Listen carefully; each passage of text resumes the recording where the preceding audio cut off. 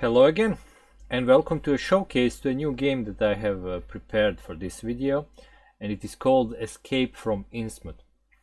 So the game is of course based on the writings of H.P. Lovecraft and Cthulhu and stuff. That's the theme that I like the most to make. And in this video I'm just gonna show you the components and talk about a game a bit, and then in the next video, as always, we're gonna try to do a playthrough. Now, one important thing before we start, whatever I talk about in these games, like rules and setups and stuff like that, that's just like don't take it with a grain of salt, because I'm probably gonna change a lot of stuff as I do a playthroughs and balance the game out and stuff like that. All right, important things are that this is a game for 1 to 4 players. Preferably, if you're playing solo, you probably want to play with at least 2 investigators. It's possible to play with 1, I guess. I'll have to try that, but might be it's not gonna scale that well with only 1 investigator on the map. Strictly cooperative game. We all playing together against the game, basically trying to solve the mysteries, and before a time runs out, basically, or before we take so many deaths that it is impossible to finish the game. So in this game we have this main map that represents the town of Innsmouth. It is split into these districts that are all of the same color. There is a little like a legend here. So this district here is the graveyard, the gray one. Then we have a Southwick, Church Green, Esoteric Order of Dagon, Tongue of Sand, outskirts. I think this is the Market District, Town Center, and the Warehouses District. So all in total we have 9 districts in 9 different colors. We also have these bridges which connect these districts and blocks. The whole district is consistent of blocks. So for instance, outskirts here has 3 blocks. You can see 1, 2, 3. And we also have some buildings, important buildings or location where you can do some stuff. So in the outskirts we have police station, there is a general store in the market district, city hall in the city center, and so on and so on. Investigators actually move from block to block, while the monsters move from point to point. So these are little streets around each district, so the monsters actually use these streets. So it's quite different. Like, there are 2 types of movements from monsters and for investigators in this game, and it's really important how that works. Below here you can see we have a Doom truck. When Doom advances, it moves toward the 0. When it retreats, it moves back.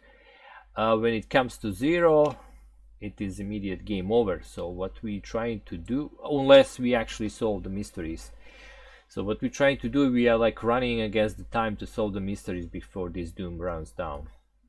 Then we have this Omen truck, which basically has this little Omen token that goes clockwise, and it goes depending on a die roll, which I forgot to import, but I'm gonna put it in the game.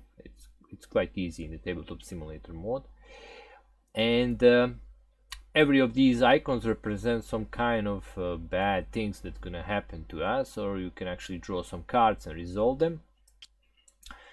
I can tell you what they mean. This icon here basically moves Doom forward.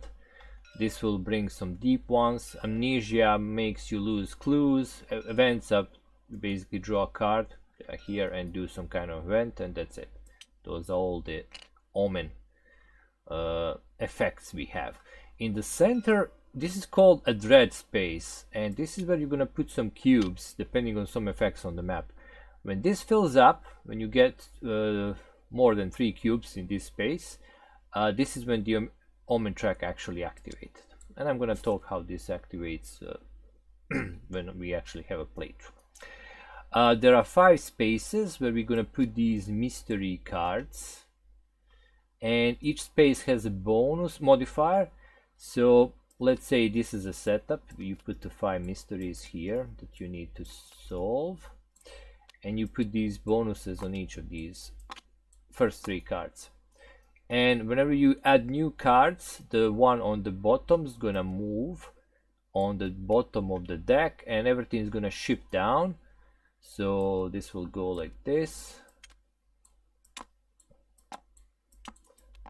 So you get new mysteries which have new modifiers and so on and so on.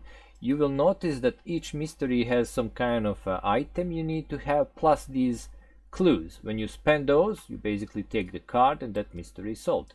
Now this modifier means additional clue in this case. So besides these clues, and we have 3 types of clues: purple, green, and yellow. These whites are wild, so it can be any purple, green, or yellow. So in this case, these 3 mysteries are a bit tougher to do. Well, it really depends. There are also some that needs 5 or more clues. The mystery that gets pushed out will actually do some bad effect to us. So we need to solve mysteries, and we need to be quick about that. All right. Here on the top we have a general store, almost the same thing, but we actually have the items that are going to be in these placeholders like this. These are the items you can buy if you have money, but first 2 are always have modifiers. Everything costs 1 token of cash, which looks like this. This is a token of cash. Simple. So if I want to buy this ally, I need to spend 1 cash, and I need to be here in the general store. This is the only place we can buy stuff. But these cost actually 2. So, and during the upkeep, everything's gonna shift. Last card goes down, everything shifts like this, and you get new items. So your general store will be refreshed from turn to turn. Here we have a little token of a taxi. This is a special action you can do if you have money. Basically, you spend money, you flip this token, so no taxi, which basically means you can do it only once per turn, and one player can do it. It's not going to be flipped back till the end of the whole turn. So during upkeep, it goes back. And then you can safely move from one block, let's say I'm here, to any other block in the district without monsters will not basically be able to attack me. So taxi is the safe option to basically teleport really quickly around, but it costs money and can be done only once per turn by one investigator. If you get some money, really good way to, you call a taxi and save yourself against the monsters. Here on this side, we have these cash tokens, basically money. We have these charges, which basically just simple cubes, because some weapon actually has charges, so you place them on the card when you get those. The board will be filled with these mystery tokens, and they go to each of these blocks in the districts, except on the hospital, and so these are never filled with these mystery tokens. They also go to bridges, because this is also considered a block, like just a bridge. What these do is basically when you get, let's say I'm on this block, I can spend an action which is called discover, flip this, and I found some money. So I would take this, put it outside of the bag, because it doesn't go directly in the bag, and I get 1 money. Lucky me. Or sometimes, let's say I flip something like this. Oh, I found a tome. Well, as again, you put it here, but now you're gonna draw one of these cards, but it's gonna be face down. I'm just gonna show you how the card looks like. So you can see, actually it doesn't go face down, sorry, you can check it out what it is. But it goes face down until you actually investigate it. So I found a tome, and it tells me if I go to library and use investigation action there, which is successful, I get these clues. If I fail, well, I get at least 1 clue. These cards are face down. You can always check it out what it is, but until you investigate them, then they are flipped, and then you get the clues. So that's how you know you're gonna get the clues. Same for these artifacts, because some of these mysteries give you artifact and or witnesses, basically. Usually some of them are actually an item that you can get if you investigate it even further. Oh, by the way, no, these one actually, you doesn't have to investigate them. The moment you pick them up, you're gonna get these items. So there are some items that there should be right the location if you want to get it. So let's see what we have. Oh, this is actually not shuffled. All right, like this one. Go to museum, get more clues. So these artifacts gives you more clues. Same as these witnesses. If I manage to escort this witness to lighthouse, I'll get a spell and some more clues. All right. So how the game works, we're gonna walk around, get these mystery tokens, then we're gonna get these cards which will tell you go to that location, do that action. But what's the problem is we're gonna have some monsters of the map. But let me show you some more of these components, and then we're gonna continue. These are wounds, focus, which basically a reroll. These are clues, because you're just gonna take, if you find a clue, you're gonna take this little cube and you're gonna hold it in your area. By the way, we have 16 investigators here. So for instance, if I have some clues, I'm gonna keep them like close by, like this. If I get some items, I'm gonna get them. There is no limit of how many items you can carry. For now, I might change that, but for now there is no limit of items, spells, and all other stuff you can carry. And something like this will be like this might be in my inventory. I find something I need to discover. Actually, here's the item magical, and I'm a doctor. I might suffer some wounds. You place it on the card. By the way, you can suffer the maximum of 3 wounds. If that happens, doctor dies, dooms move forward, but you have a replacement of the investigator. You'll see how that works. Then we have these cultists, hybrids, and the deep ones. So these are the monsters we have in the game. And these direction tokens, I'm going to speak when actually speak about a little about these monsters. So the cultists actually spawn on the buildings. And what they do, they lock the building so you can't use it. The other thing they do, if you have more than 4 of these cultists on the map, you lose the game, because they managed to basically infect the whole city. So you will have to remove them from time to time. They also advance doom with some events. So as I said, the cultists are bad things. They do not move, they just like get into the building, and now the city hall is under the cultist rule. These hybrids actually go into this point-to-point system, and let me show you. I'm gonna get some more just to show you. So let's say we have 2 hybrids here. During the later in the phase, they're gonna move, and then you're gonna flip them like this. So just so you know, they actually were activated. How this works is some cards I can show you where, like these. You're gonna flip them, and they're gonna tell you that one hybrid is gonna move 2 spaces. You choose which one is gonna go first, doesn't really matter. Let's say this guy is gonna move 2 spaces. Then we take these directional tokens, draw 2, and resolve them in order from left to right. So, and we have this little like a, thing that can help us. So south, then north. So basically he will go down here, and then he will go back, and that's gonna be his activation. Then you're gonna take this token back to the bag, shuffle them, and draw another card. Let's see what this guy wanna do. He's not gonna move, he's staying here. Now, how this works against the investigators? So let's say I have a guy here on the bridge.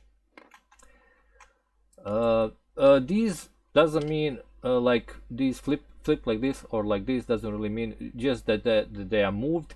In any case, these guys do, they are watching the street. So these 2 guys, let me flip so they do have finished their movement.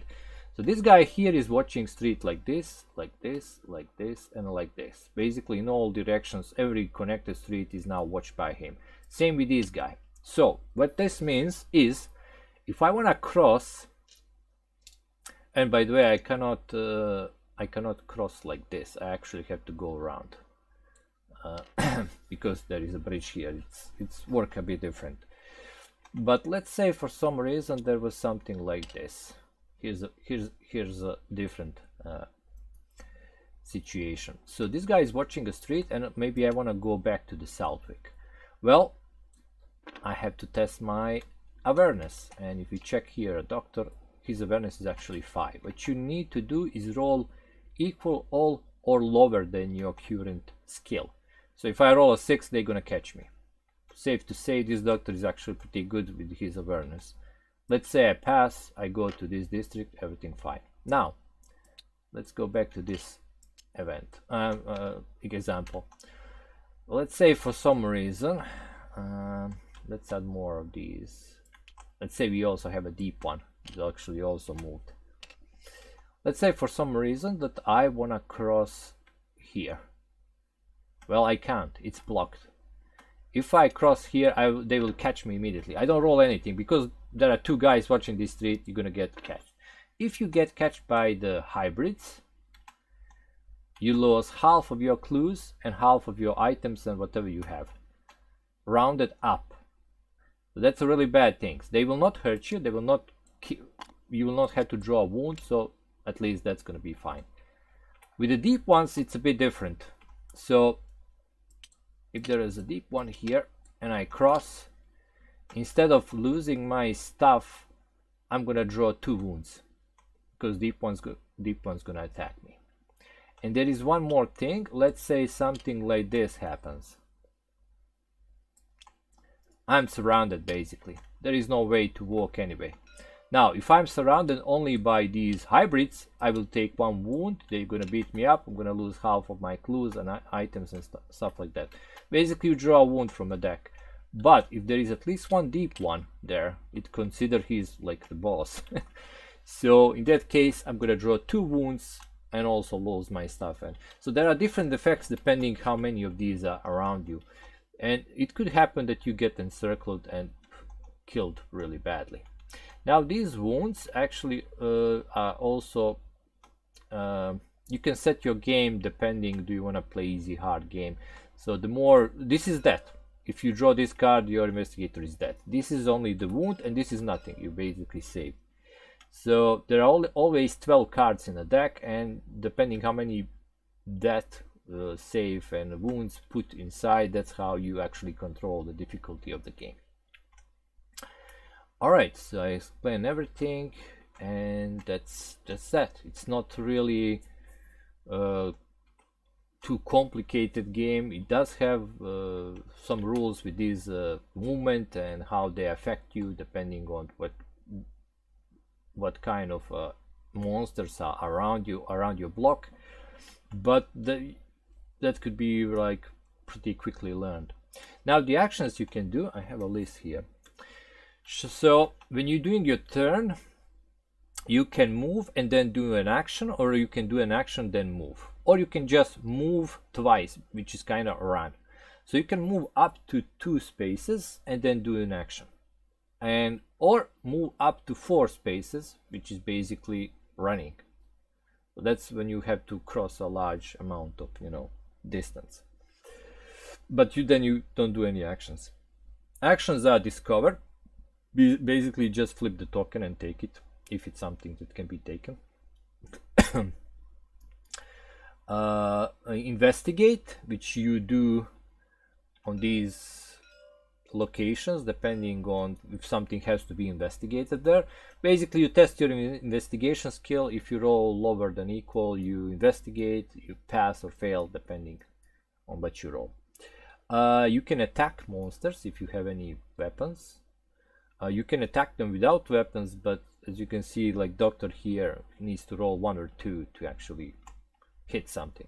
All monsters has basically 1 health, so if you hit him at least once, it's gonna be removed from the map. If not, you're gonna draw a wound if you fail that test. So if you attack something and didn't manage to kill it, it's gonna hit you back. We can trade. We need to be in the same block. We can trade any number of clues, items, whatever we carry. We can escape, and that's a special action that can be done on these bus station. They are connected. This is like another block. So from here I can escape to the bus station, and that's basically what we need to do. We need to solve the mysteries and then escape. So it's not just like, oh, we solve the mystery, we win the game. No, you actually have to go here and everybody have to escape. We can focus. Basically you take one of these focuses. Where are they? Here.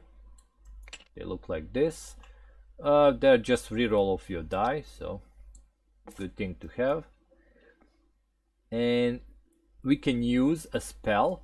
So for instance, this thing, and when you use it, you just tap it, so you know it's used.